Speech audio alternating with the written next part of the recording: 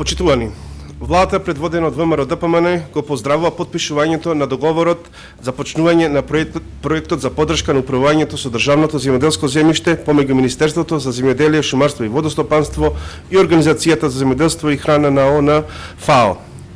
Целта на овој проект е обезбедување поголема транспарентност и подобрување на механизмите за давање на државното земјоделско земјиште под закуп и е во вредност од $340,000.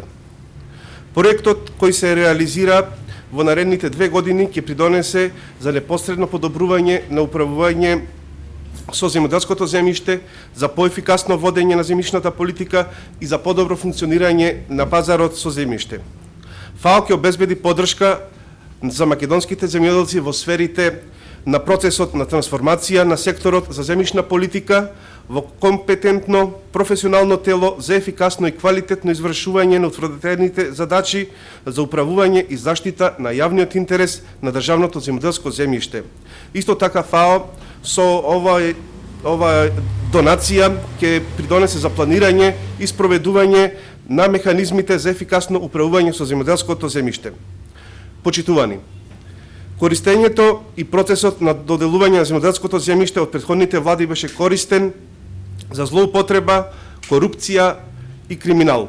Распределбата на државното земјоделско земјиште се вршеше исклучиво на лица блиски до Социјалдемократскиот сојуз и тој број никогаш не надмина повеќе од 400 лица кои беа корисници на државното земјоделско земјиште. Социјалдемократскиот сојуз изврши катастрофално лоша приватизација на агропрехранбените капацитети, поради што македонските земјоделци уште долго време ќе имаат проблем со пласманот на своите земјоделски производи.